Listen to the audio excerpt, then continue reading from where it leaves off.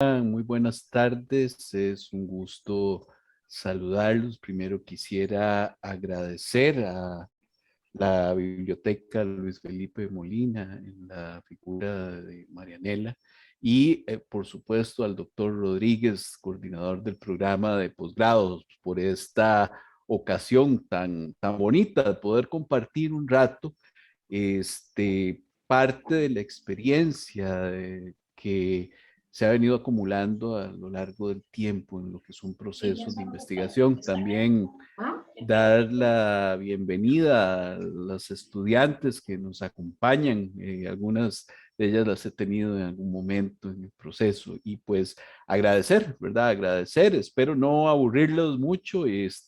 Siéntanse con toda la libertad de poder, plantear las preguntas del caso y pues la idea sería que tuviéramos como una especie de conversatorio. Yo voy a trabajar unos 20, 25 minutos sobre las líneas que me han pedido, básicamente tratando de evidenciar algunos cuidados y tips para el desarrollo de un anteproyecto de investigación.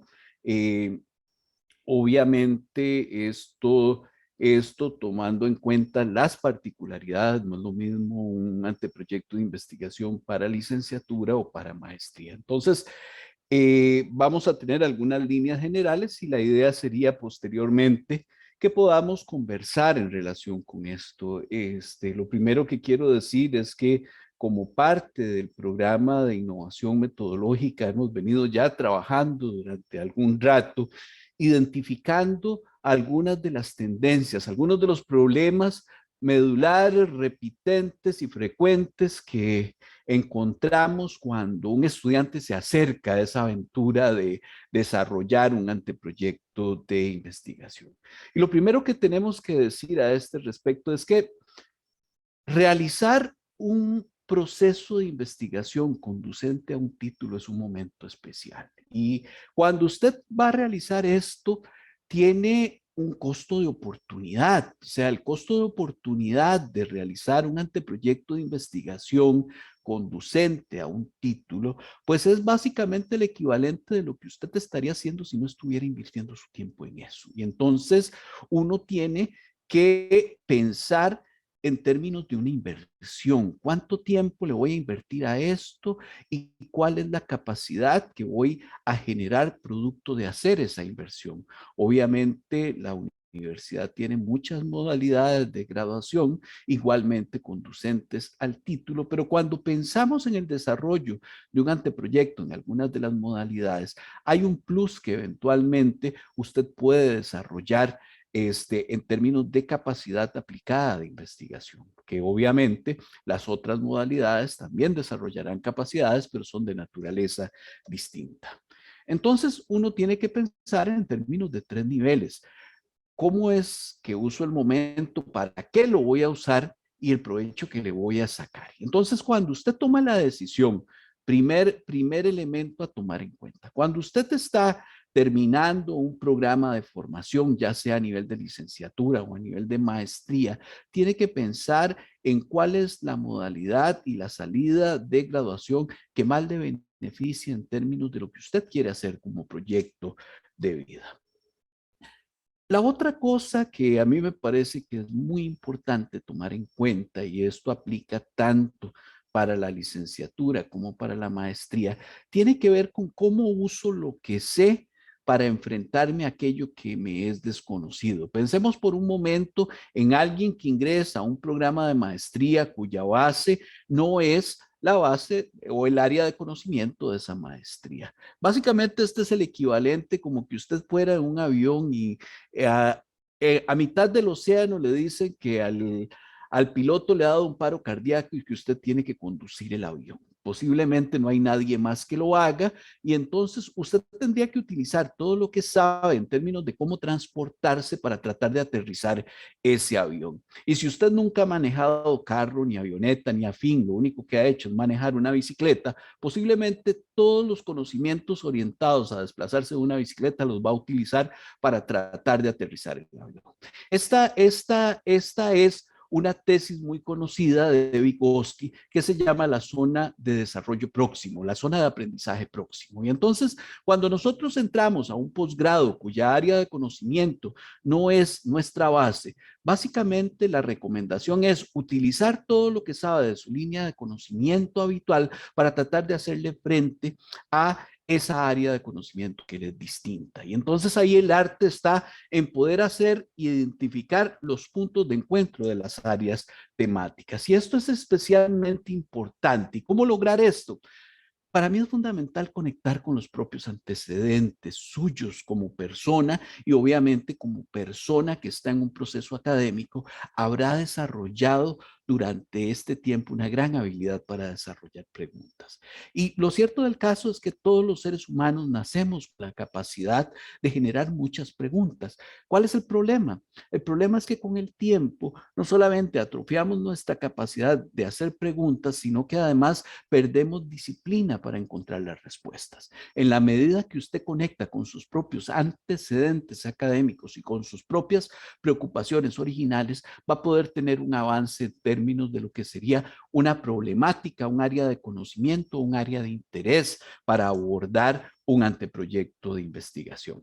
Nosotros hemos hecho algunas mediciones que son muy interesantes en términos de la relación que existe entre la variable independiente edad y la variable dependiente capacidad de hacer preguntas. Y encontramos que a medida en que aumenta la edad de la persona, disminuye su capacidad de hacer preguntas. Hemos hecho mediciones durante los 5 últimos años y hemos encontrado estas tendencias que son interesantes. Entonces hay una relación inversa, ¿verdad? En la medida en que nos hacemos más viejos, no desarrollamos menos capacidades para las preguntas. Obviamente, cuando usted entra en un programa conducente a un título de licenciatura o de posgrado, ya ha tenido un nivel de madurez que no tenía en el bachillerato, pero lo importante aquí es que esa capacidad de hacer preguntas continúe a lo largo del tiempo.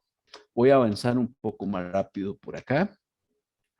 El otro elemento que me parece que es muy importante es este. Muchas veces el estudiante llega a hacer un anteproyecto de investigación pensando que se va a comer el mundo a mordiscos con las manos y que es la primera vez que alguien ha planteado una interrogante en esa línea. A mí me gusta mucho recordar a Newton, que nos decía esta frase que encontramos: si he logrado llegar lejos es porque me he subido en los hombros de gigantes. En otras palabras, cuando vamos a hacer investigación, nunca vamos a estar solos. Siempre va a haber alguien que ha tenido acercamientos sucesivos al fenómeno que usted trata o que evidencia en una interrogante de investigación. Pensar hoy en la altura de la historia, en la altura de la evolución de los conocimientos, en que vamos a encontrar una interrogante de investigación que nadie más haya elaborado, es un poco fantasioso. Entonces, el otro elemento que es clave tiene que ver con el hecho de por qué investigamos. Y aquí siempre hay una conexión individual y colectiva. Como les decía al inicio, hay muchas otras formas de graduación hoy. La Universidad Nacional tiene varias de ellas, pero cuando hacemos investigación, para mí un componente fundamental es la pasión. Solo aquello que nos apasiona es aquello a lo que nos entregamos y aquello que nos permite ir mucho más allá en términos de las respuestas que usualmente tenemos. Y entonces, desarrollar la investigación pasa por muchos aspectos y por muchos momentos. Aquí hay algunas de las motivaciones que hemos encontrado a lo largo del tiempo que los estudiantes de grado y posgrado nos dicen que son algunas de las motivaciones que ellos tienen para investigar. Ahora, también es clave entender que investigar es una responsabilidad individual, pero también colectiva. Cuando usted piensa en una modalidad de graduación que no es una tesis, no es un proyecto, no es una práctica dirigida, un seminario de graduación, independientemente que usted lo que vaya a hacer es una examinación para probar conocimientos, la habilidad de investigar va a ser intrínseca a su posicionamiento dentro de la lógica del mercado de conocimiento, independientemente de la disciplina que usted desarrolle. Y entonces es fundamental entender que parte de ser un profesional universitario está directamente asociado a cuáles son las habilidades, destrezas y actitudes para la investigación. El hecho de que usted investigue o no, ciertamente todas las carreras que tenemos en nuestra universidad dan cursos de investigación, ciertamente eso no lo hace investigador a usted, pero en la medida que usted entiende que es una responsabilidad social, el hecho que usted pueda generar nuevos conocimientos, va a encontrar un elemento de pasión asociado. A mí siempre me gusta trabajar con mis estudiantes en términos de entender que enfrentarse a un proceso de graduación implica también algo que Arnold van Geppen hace mucho tiempo había descubierto, y es el concepto que tenemos acá, rito de paso. Un rito de paso es una figura simbólica que desarrollan los grupos para establecer el tránsito de un estado a otro. Usualmente en ese proceso, ese tránsito de un estado a otro está marcado por el desarrollo de habilidades, destrezas y aptitudes que lo califican para hacer cosas tanto para sí mismo como para el resto del grupo de mayor importancia estratégica. Ustedes pueden ver acá una imagen que tenemos al lado derecho superior. Ese es un rito de paso que se desarrolla en el Amazonas, que se denomina el tucandeira. Cuando los muchachos están en la adolescencia, necesitan evidenciar que han pasado de la adolescencia a la adultez. Y para eso el rito está en que tienen que aguantar 15 segundos con esos guantes que ustedes observan ahí. Guantes que tienen, como ustedes verán, hormigas bala. Cuando ellos logran hacer eso, son reconocidos por el resto de su tribu como personas en capacidad de casar, en capacidad de tener una familia, en capacidad de tener roles socialmente establecidos como adultos. Ciertamente en una academia no tenemos hormigas balas ni ritos de iniciaciones tan pesados, pero como podemos ver acá, sí tenemos un rito de iniciación.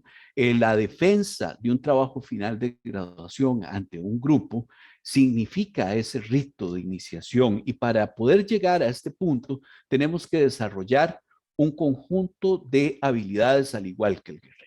Hoy nos movemos particularmente en la Escuela de Relaciones Internacionales, en la selva del comercio y negocios internacionales a nivel global, en la selva de las relaciones internacionales. También tenemos un grupo de expertos sobre el cual en una defensa necesitamos establecer que tenemos un dominio de las temáticas, y además, como sucede con los guerreros y sucede también en los procesos de los ritos de iniciación de las culturas tribales, una vez que pasamos el rito, tenemos una experiencia transformadora. Y en el caso de un académico, de una persona académica, es la habilidad de producir conocimiento para aumentar el conocimiento teórico de una disciplina o para resolver problemas concretos. Y eso es realmente transformador. Voy a permitirme avanzar porque me interesa mucho que veamos esto. Entonces, piensen en lo siguiente: cuando usted ha terminado un programa de bachillerato, posiblemente si usted estudia en este país, ha tenido una relación de cursos de investigación de un 14% en relación con toda una malla curricular. Cuando usted llega a un programa de licenciatura o un programa de maestría, esa relación se invierte, y entonces la cantidad de cursos de investigación que hay en un programa de licenciatura o maestría pasa de un 14 a un 42%. Ese es el equivalente de que usted tenga un hijo adolescente que nunca ha manejado un carro y que usted le dé las llaves nuevas del carro para que se vaya a pasear por la ciudad. Dicho de otra manera, o sea, en cambio, es muy brusco si usted no ha tenido procesos de investigación a lo largo del tiempo de formación en su grado académico, entonces va a sufrir un impacto. ¿Cómo se refleja este impacto? A través de algunos errores que son comunes y que quisiera detallarlos.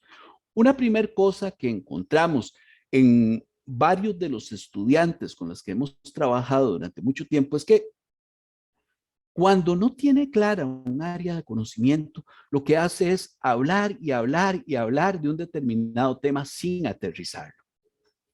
¿Cuál es el problema de no aterrizar un tema? Y pongo un ejemplo. Que usted diga, quiero trabajar en comercio electrónico. Mi tema es comercio electrónico. Eso en sí mismo no dice nada porque es tan grande la sombrilla que usted podría hablar horas genéricamente del comercio electrónico, pero para desarrollar un anteproyecto de investigación, usted necesita una situación problemática.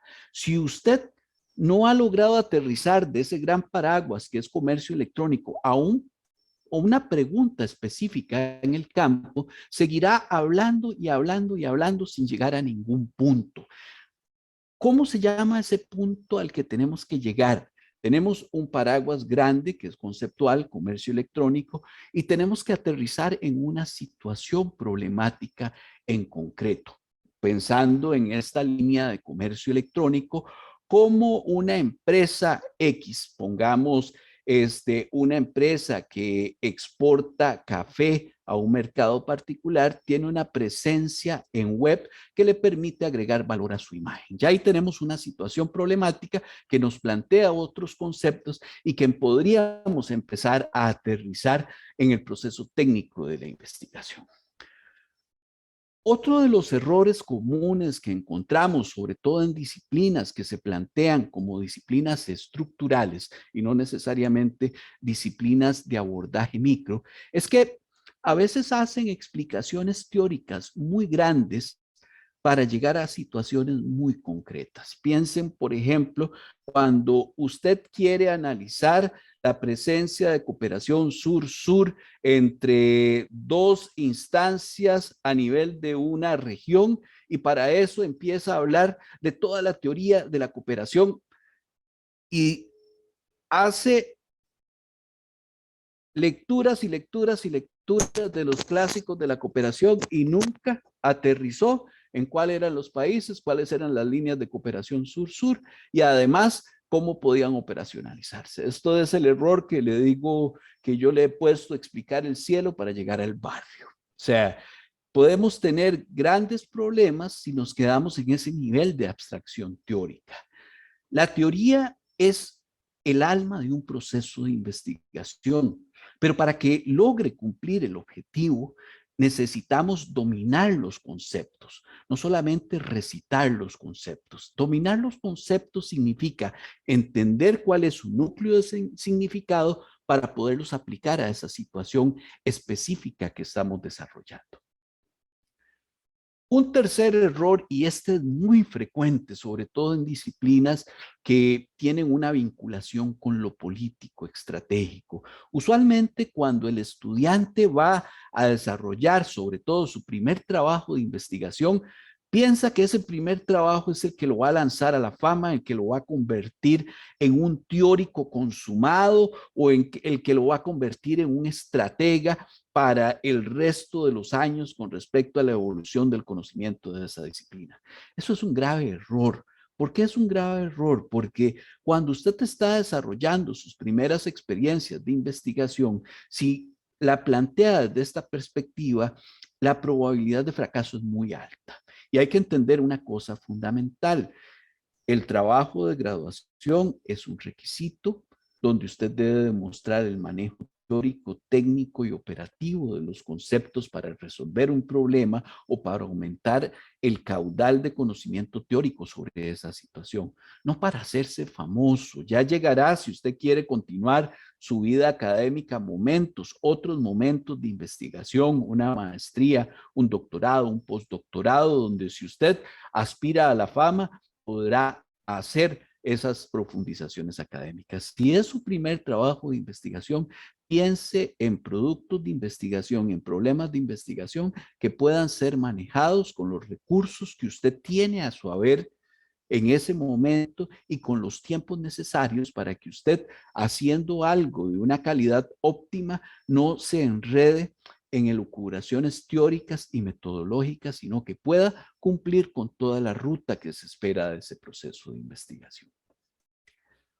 Otro problema que ya entramos aquí en otra naturaleza del problema es escoger temas de los que no se sabe nada. Y aquí hay una relación directa con la moda. Cada cierto tiempo, los medios de comunicación empiezan a plantear temas porque hay tendencias en la sociedad que nos dicen que un determinado tema está ahí. Sin embargo, el problema que existe con estas tendencias o con estas modas temáticas es que no hay información desarrollada en ese momento que es lo suficientemente rigurosa pues para saber si lo que estamos haciendo tiene sentido o no. Entonces, más que escoger un tema del que usted no sabe nada, mi recomendación es siempre para hacer un anteproyecto de investigación, escoja el área de conocimiento de la que más sabe. Y aquí hay otro elemento fundamental. Si usted está cursando una maestría en un área de conocimiento particular, pongamos por ejemplo, mercadeo internacional, buenas prácticas, calidad. Circunscríbase en el área de conocimiento en la que usted está realizando la especialización. No es que no pueda hacer el vínculo con otra cosa, pero eso, si usted hace eso, va a crecer en complejidad su proceso de investigación. Y la idea de esto, como ya les he dicho, es tratar de aterrizar en una situación concreta y operativa su anteproyecto de investigación, no enredarse incorporando más variables que ciertamente van a complejizar su proceso de investigación. Este es un error clásico y es terrible. Desgraciadamente hay algunos estudiantes que piensan que estando sentados un rato frente a su computadora, la pregunta de investigación y la interrogante van a llegar como una especie de inspiración, como una especie de epifanía. Y eso ciertamente no es así. Si usted no tiene un área de interés, no lee de esa área de interés, no ve cómo anda la evolución de el conocimiento en esa área de interés, difícilmente va a poder plantear una pregunta desarrollada y relacionada con esa área de interés. Es decir, existe una relación directa entre la cantidad de información que usted maneje sobre un determinado tema con sus capacidades para formular interrogantes aterrizadas, contextualizadas y con posibilidades de ser operacionalizadas en un anteproyecto de investigación. Hay otro error que es clásico y es pensar que copiar es malo cuando de investigación se trata. Y aquí quiero aclarar qué entiendo por copiar. Muchas veces las personas no tienen la menor idea de cómo arrancar un anteproyecto de investigación y tenemos una gran mina de ideas de investigación que son los productos históricos que se han desarrollado en el programa de grado y de posgrado. Pensemos, por ejemplo, en la gran cantidad de trabajo de investigación que una disciplina como las relaciones internacionales que existe desde 1974 en nuestra universidad pueden tener un montón de temas. Pensemos, por ejemplo, en los 80s, el nivel de producción que hubo sobre Centroamérica. Y claramente ha pasado mucho tiempo desde los 80, pero irse a hacer arqueología del conocimiento en ese tiempo podría hacernos encontrar un buen producto de investigación con posibilidades de ser actualizado al año 2021. En otras palabras, cuando hablo de copiar, me refiero a darle continuidad a procesos de investigación que se dieron en el pasado con el remozo y con la actualización que da el tiempo.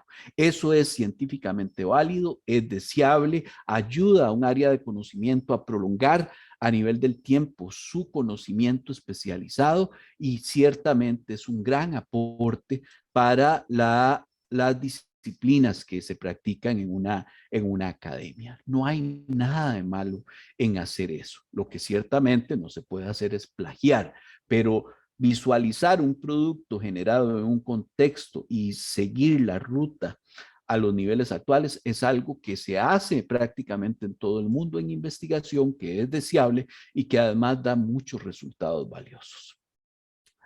El otro error fundamental y con esto ha sido muy frecuente en los últimos años es pensar que la biblioteca no aporta nada.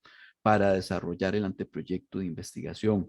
Yo siempre he trabajado con mis estudiantes en la línea de que es el primer paso que tenemos que agotar. ¿Por qué? Porque cuando vamos a la biblioteca, vemos el estado de los conocimientos, podemos hacer una línea del tiempo de cómo ha evolucionado ese conocimiento, entonces podremos tener más claramente el estado base sobre el cual empezamos a arrancar nuestro proceso de investigación.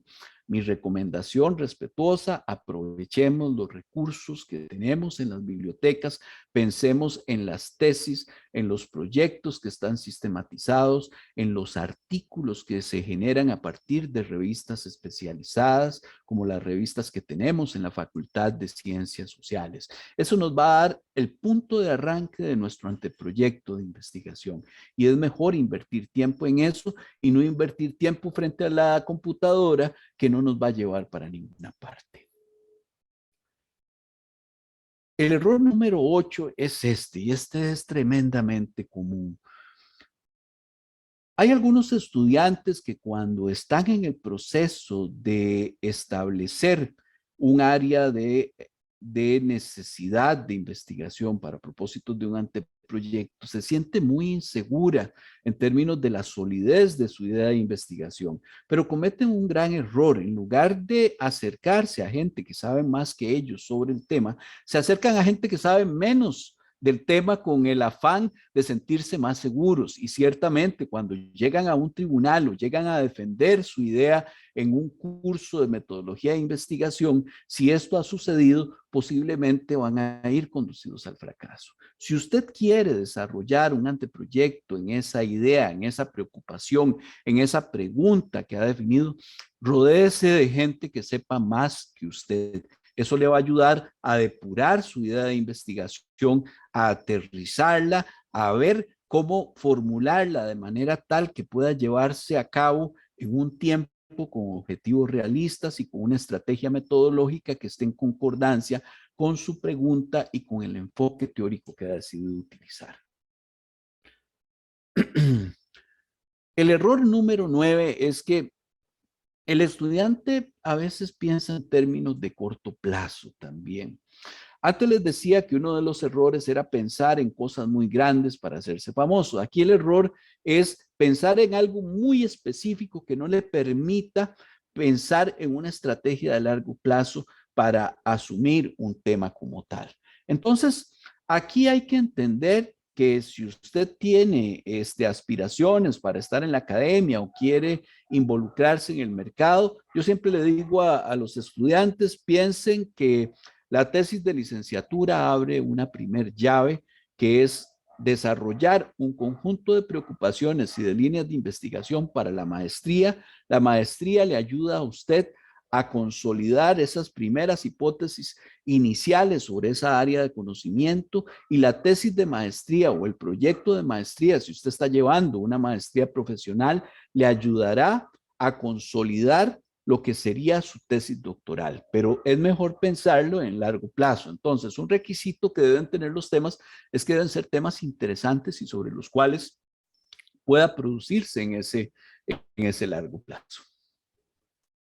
Y el error número 10, y esto hay que tener mucho cuidado, es pensar en términos simplones. A veces la impresión que puede generarse es que hacemos una pregunta de respuesta obvia para evitar meternos en discusiones conceptuales, en discusiones técnicas y en discusiones metodológicas. Pero, ¿qué quedaría de un anteproyecto de investigación si esas discusiones no existieran? Entonces, hay que pensar en simple, no en simplón. Y la diferencia entre lo simple y lo simplón radica en el nivel de profundidad de nuestros planteamientos a nivel de las preguntas. Entonces, ya para ir cerrando, algunas cosas que pueden ayudarnos a lograr una buena interrogante de investigación. Tener algo que profesionalmente le interese. Si a usted profesionalmente le interesa algo, va a poder hacer los primeros acercamientos, pero tenga en cuenta que no toda cosa que le interese lo realiza. Y además, cuando usted está en un programa de maestría, un programa doctoral o un programa de licenciatura, existe siempre una tensión entre la conveniencia y la realización. Podría ser que a mí me realice mucho pensar en términos de investigaciones con ciertas poblaciones, pero posiblemente esas poblaciones no tengan tanto posicionamiento de mercado profesionalmente hablando. Entonces, esa tensión entre lo conveniente y lo que realiza es algo con lo que usted va a tener que lidiar y es algo sobre lo cual va a tener que tomar decisiones. ¿Cuál es la decisión correcta? Es difícil decirlo porque las tendencias del mercado cambian todos los días. Entonces, lo fundamental es que esa área le realice a usted para poder, ya sea, tener ese vínculo directo con el mercado o poder con esa realización personal que le pueden dar los temas que no son tan comerciales, poder llevarlos hasta un máximo en una continuidad en el tiempo de investigación. Aquí el secreto fundamental es ser honesto con usted mismo. La otra cosa es que para que uno pueda producir con cierta calidad necesita insumos de valor para que esto sea posible. En otras palabras, los informáticos tienen un dicho que es absolutamente cierto. Cuando usted le mete basura a un sistema, lo que ese sistema va a desarrollar es basura. Dime los insumos con los que trabajas tu proceso de investigación y te diré cuál es la calidad de tu propuesta. Entonces, es fundamental entender que si se es poco disciplinado, las preguntas que usted hará son superficiales. Si las preguntas son superficiales, las fuentes que usted buscará para resolver esas preguntas también lo son. Y entonces, posiblemente su propuesta sea simplona en el sentido de que no va a llegar, no va a poder aterrizar en niveles, en dimensiones y en procesos concretos de investigación. Es fundamental entender cuáles son fuentes calificadas, cuáles son fuentes no calificadas. Todas las áreas de conocimiento tienen fuentes institucionales, son autoridades en el tema por la cantidad de recursos técnicos que invierten para sus procesos de investigación. Hay autoridades en cada una de las disciplinas, a esas hay que respetarlas y poner siempre en signo de pregunta lo que dicen, porque el hecho de que sean autoridades no significa que siempre tengan la razón y casualmente en un cuestionamiento a una autoridad podría existir un proceso claro e importante de trabajo.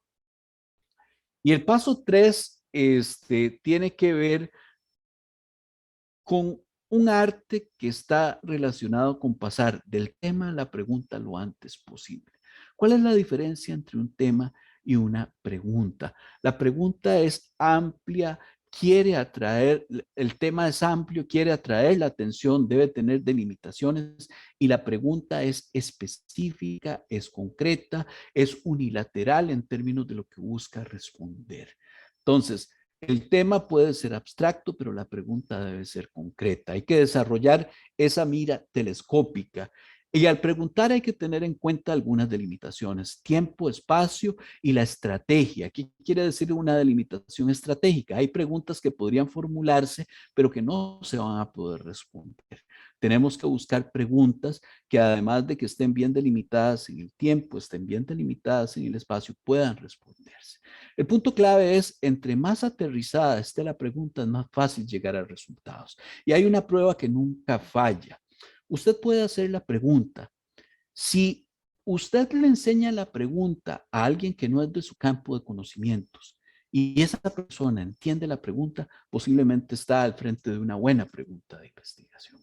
Preguntarse es un arte. La pregunta puede construir y puede destruir. Hay preguntas que no llegan a ninguna parte porque están pensadas desde el no, desde lo negativo. El secreto de una buena investigación es pensar y preguntarse no desde el juicio de valor, sino desde la naturalidad y la neutralidad. Y finalmente hay que saber escoger el interrogativo de acuerdo a la situación. No es posible hacer eso sin teoría. La teoría es los anteojos con los que vemos la realidad. Dependiendo del lente que usamos, se cambiará la perspectiva de esa realidad. Entonces, no hay investigación sin teoría. No hay una buena pregunta sin conceptos que nos aterricen esa realidad. Y finalmente, deseo agradecer y recordar que en la sencillez está la belleza y en la claridad también. Entonces, espero que esto haya podido ayudarles en su proceso de diseño de anteproyectos de investigación y quedaría pues completamente abierto a preguntas, comentarios o alguna situación que deseen abordar. Muchas gracias, don Graving y doña Marianela, por la invitación.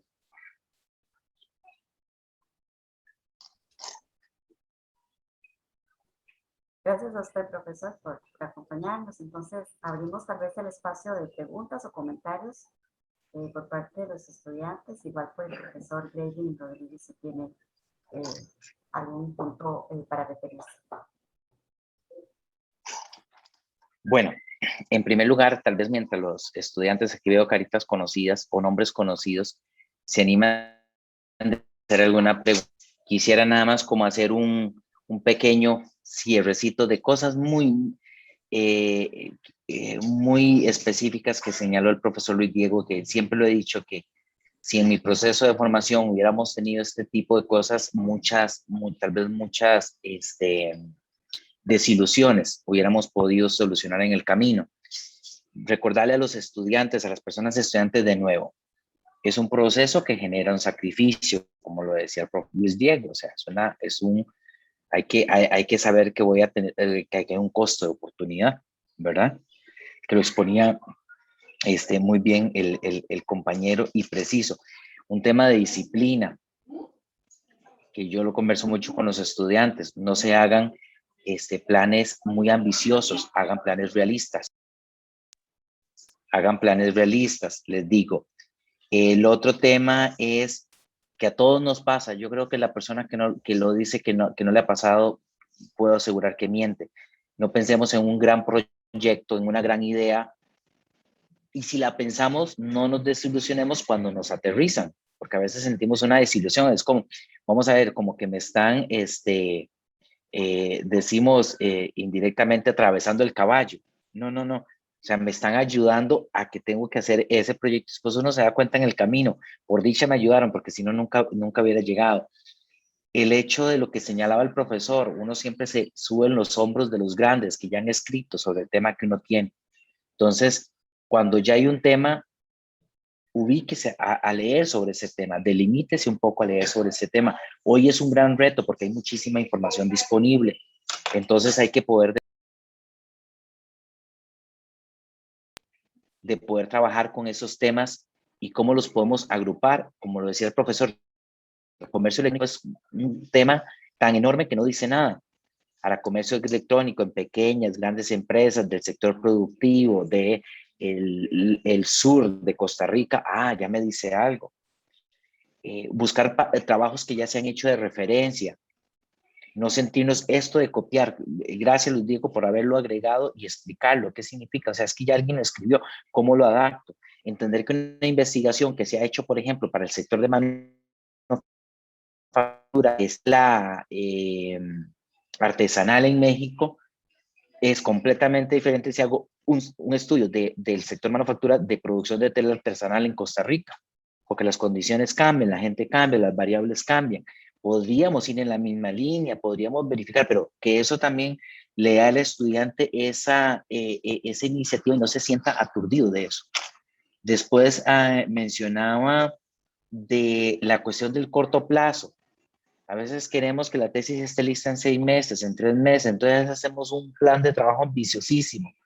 Y lo que yo sí he dicho en otros espacios es que entonces viene el autosabotaje. Como no hice nada el primer día, no hago nada el segundo, no hice nada la primera semana, no hice nada la segunda semana, no hice nada la tercera semana. Pero eso es en todos lados. Eso es cuando estamos haciendo un plan de ejercicios, un plan de alimentación, etcétera. Es lo mismo con la tesis. O sea, no pongamos producir una tesis en un estado especial del ser humano. Es que trabajo que necesita un poco de nuevo, de disciplina y eso. Entonces, más que estas cuestiones académicas, yo creo, compañero Luis Diego, que has expuesto muy bien lo que es la parte, si queremos decir, anímica o lo que es la parte eh, sensorial, un poco de lo que es un trabajo de investigación, porque tiene todas esas cosas. Yo les agregaría unas cositas. Hay frustraciones, A veces uno quiere desaparecer al tutor y a los lectores y a todo el mundo que le manda observaciones. No hay otra forma de hacerlo, no hay otra forma de crear conocimiento. Entonces, por ahí, compañeros, para que lo tengan ahí. A ver si aquí hay alguna preguntita. Muchas gracias por la exposición. Definitivamente la manera como abarcar la investigación es excelente. Siempre nos enseña cómo hacerlo, pero pocas veces enseñan qué no hacer. Muchas gracias, Dayana. Hay un micrófono abierto por ahí. Entonces,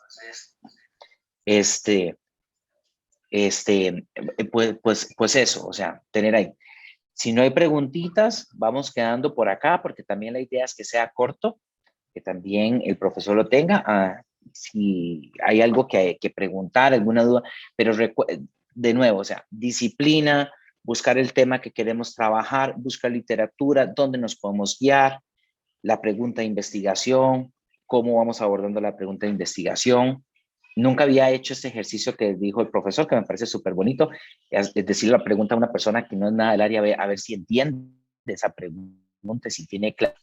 Me parece un ejercicio muy interesante. No buscar que vamos a sobresalir, vamos a ver lo que explicaba también de lo simplón, no es lo mismo, y tampoco es que tenemos que esperar que sea el proyecto que nos van a publicar en la mejor revista. Pues perfecto, pero hay que tener en cuenta que lo que esperamos es también cumplir con un requisito en el proceso de graduación, con ciertos estándares también que sean establecidos, porque también generar mucho estrés, porque eso es otra realidad, jóvenes, que también hoy la discutía yo. La mayoría de nuestros profesionales que gradúan maestrías en nuestro país son gente que trabaja, estudia y también hace un trabajo de investigación. A veces en muchos espacios, en muchas universidades, la gente está 100% dedicada a su tesis y a su trabajo. Bueno, esa no es la realidad del costarricense, yo diría que ni la realidad del latinoamericano. Entonces también ponernos en un proceso realista, con buen trabajo, acompañarnos, escuchar a la gente, y yo creo que ahí van a ir teniendo un buen resultado, con disciplina, como decía también el profesor Luis Diego, con un proyecto realizable, que sea alcanzable. Y yo he agregado en otras clases a planes de trabajo reales. Es mejor hacer un plan de trabajo a un año, donde realmente voy trabajando y lo voy cumpliendo, contando con todas mis necesidades y mis limitaciones, a decir que lo voy a hacer en 6 meses, frustrarme un montón que no lo terminé, después de 6 meses tampoco hago nada, pasa un año, pasa año y medio, pasa 2 años, y ustedes pueden decir, uy, qué profesor más exagerado. No, es que todo esto de lo que les estoy conversando son de situaciones que nosotros hemos visto, y que por eso principalmente hemos hecho este espacio para conversar. Yo le decía a la compañera Marianela que lo que me gusta de este espacio es humanizar, sensibilizar, no sé cuál es la palabra,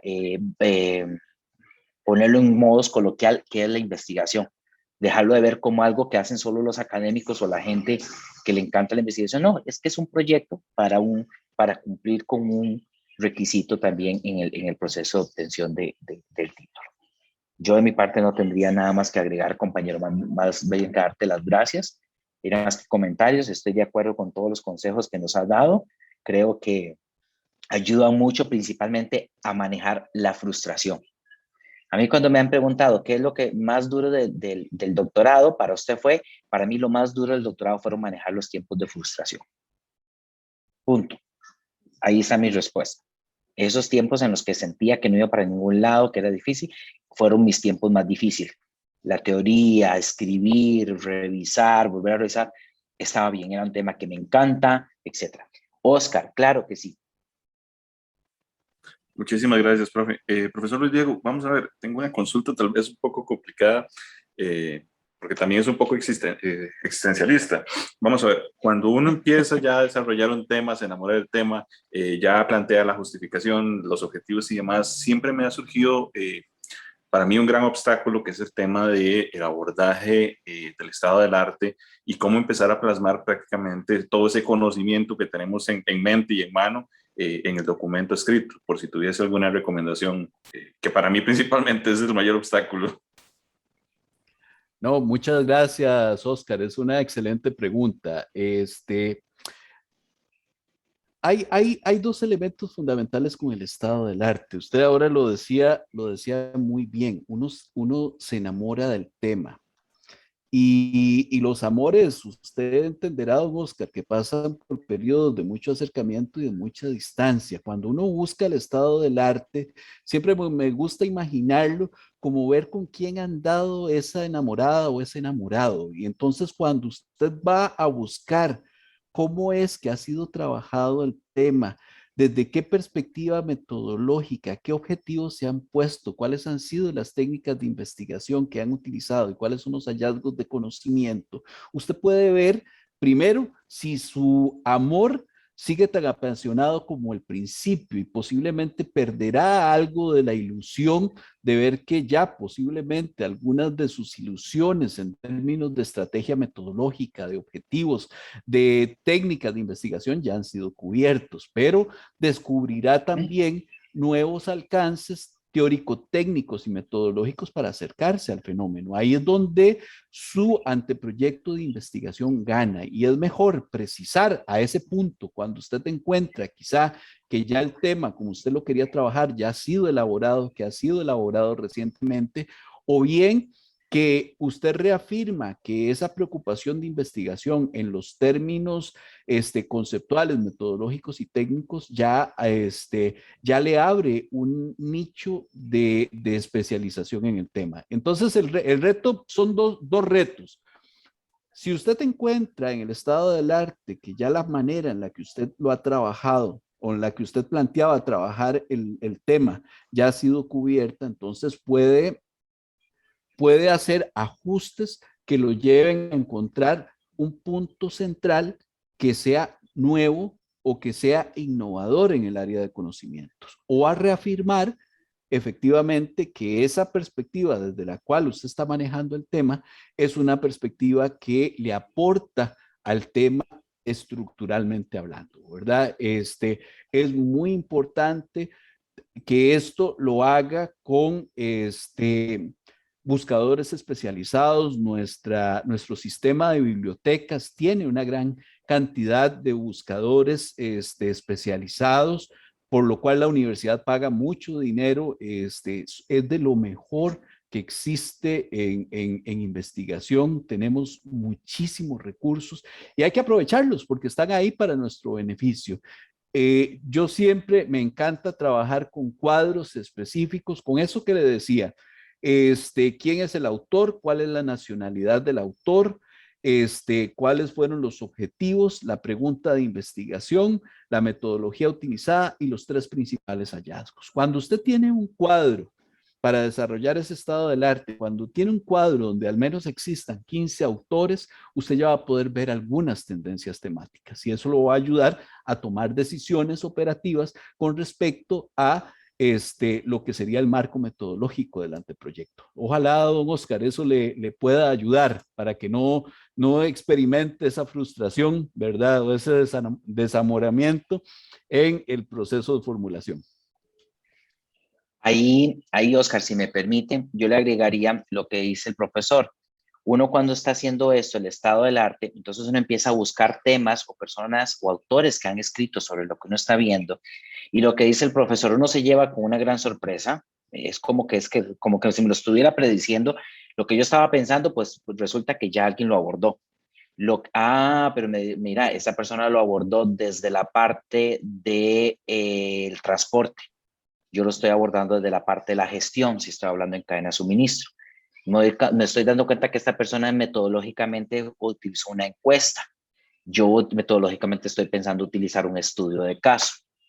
Yo me estoy dando cuenta que esta persona llega a conclusiones que son principalmente inductivas. Yo me doy cuenta que yo voy a llegar a conclusiones más deductivas. Entonces, por ahí te va dando eso, pero sí lo que el profesor está señalando, crear, al menos yo tenía en Excel el nombre del artículo, la revista donde estaba, cuál era la pregunta de investigación, si tenía, porque hay artículos que no tienen pregunta de investigación, no la tienen tácitamente. No la tienen explícitamente.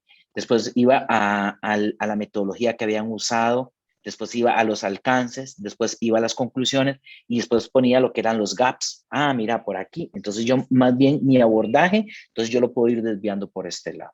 Pero yo creo que hay que hacer un poquito esa carpintería de artículos que uno se encuentre, de revisarlos un poquito. Y además después de eso se hace muy ágil. Después de uno revisar 20 artículos en la misma línea, los otros 20 ya casi usted les va agarrando en el mismo ojo lo que quieres, muy, muy precisamente.